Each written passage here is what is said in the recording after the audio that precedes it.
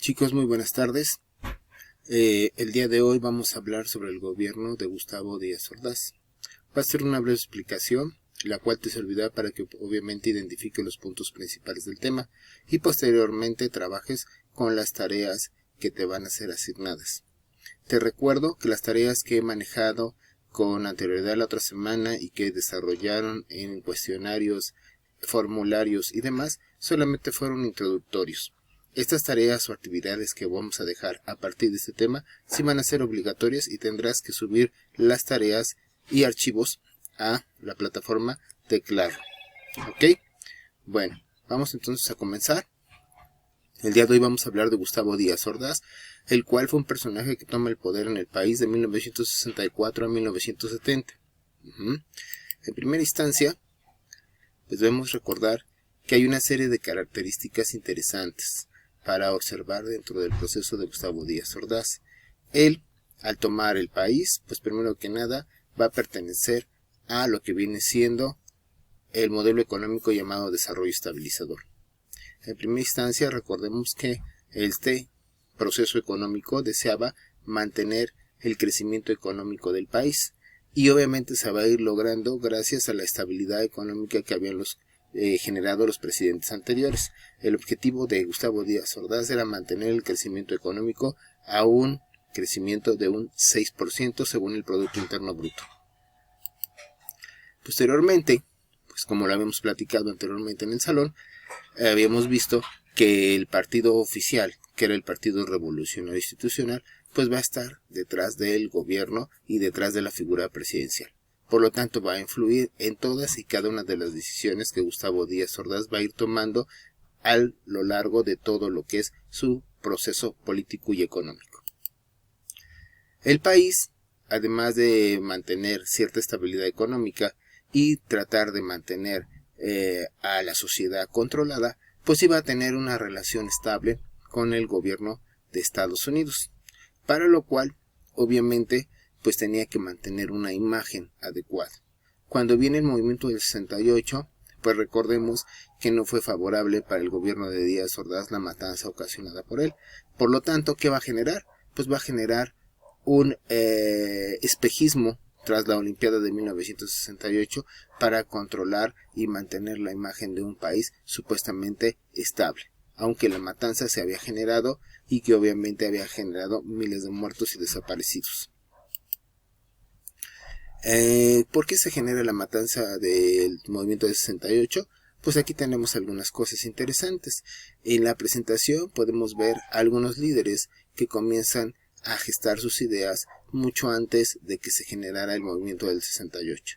En primera instancia tenemos a Genaro Vázquez, el cual fue un docente preocupado por la situación económica y política de lo que viene siendo el estado de Guerrero. Él inicia una guerrilla, ¿sí?, la cual pues va a intensificar el movimiento dentro de dicho estado para pelear lo necesario y que el campesinado pues pudiera generar un crecimiento y un desarrollo y estabilidad.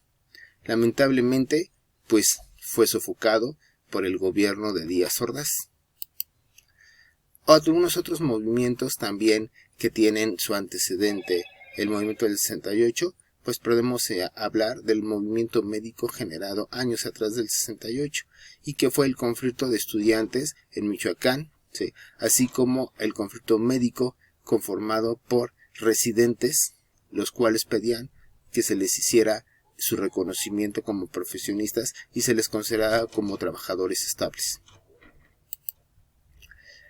El problema de todo esto, sí, junto con algunas otras movimientos, como ya lo habíamos platicado, el de Genaro Vázquez y el de Lucio Cabañas, pues van a ir generando una conciencia social, donde la sociedad no va a estar de acuerdo con los brotes de represión política generados por Díaz Ordaz. De tal manera que ellos manifestaban sus ideologías, las cuales simplemente eran que fueran escuchados, que se les dejara libertad social, que se les consideraba como ciudadanos, sí, que pudieran expresar cada una de sus circunstancias y sus peticiones. Lamentablemente el gobierno represivo de Díaz Ordaz, repito, no lo hizo así y se fue con todo, sobre todo los movimientos de tipo social. Posteriormente, ¿cuáles son las causas principales por las cuales se genera el movimiento del 68? Bueno, aquí vamos a identificar las principales. La primera, pues tenemos la ideología liberal que se había gestado en los jóvenes del 68. En toda Europa se habían generado ideologías sobre movimientos sociales que pedían igualdad social, igualdad de género, libertad de ser escuchados. Todas esas ideologías van llegando a cada uno de los rincones de nuestro país y son absorbidas por aquella sociedad de jóvenes politizados. Esto es muy importante porque la gente comenzó a hacer suya una serie de ideologías para ser más libres. Por otro lado, pues no le parecía a la sociedad el monopolio del poder en manos de un solo partido político y que hubiera manejado hasta el momento de las elecciones y también mucho después. Y obviamente la causa circunstancial que se va a tomar como pretexto y que finalmente sirvió como justificante al gobierno fue el pleito entre jugadores de las dos escuelas, en este caso que siempre han sido ícono de nuestro estado, la Universidad Nacional Autónoma de México con el Politécnico, donde hay un conflicto muy breve entre los estudiantes, pero que finalmente el gobierno lo sirvió para politizarlo y hacerlo más grave y establecer que estaban involucrados en ese movimiento y en ese conflicto de choque entre las dos escuelas provocadas por el partido de fútbol americano que se había generado y entonces se va con todo sobre nuestros estudiantes, provocando una matanza y el inicio prácticamente de la matanza del 68. Asimismo, también, como lo habíamos mencionado, pues las huelgas, los movimientos represivos que se habían gestado anteriormente y que eran parte del inicio de ese proceso. Y finalmente, el pliego petitorio que había generado por parte de los estudiantes y que identificaban pues que se solucionara en cuanto antes, los movimientos represivos. El pliego petitorio de los estudiantes mencionaba lo siguiente. En primera instancia tenemos primero la libertad a los presos políticos, ¿sí?, que habían sido tomados durante el gobierno de Díaz Ordaz, ¿sí?, así como cárcel a todos aquellos que habían permitido que fueran sido reprimidos todos y cada uno de los estudiantes. Segundo punto importante del pliego petitorio fue la derogación del artículo 145 y 145 bis, donde el propio presidente estipulaba que los estudiantes eran delincuentes y que no se les debería de perdonar, ya que si se les dejaba de manera libre, sí, como ellos lo pedían, el gobierno podía caer en manos de de una sociedad delictiva que no iba a respetar la situación social y económica y política que se mantenía en el país. Obviamente, sí, pues hay sujetos y personajes que se tenían que haber destituido desde un momento de haber sido ocasionado todas y cada una de las represiones hacia nuestros estudiantes y hacia nuestros profesionistas.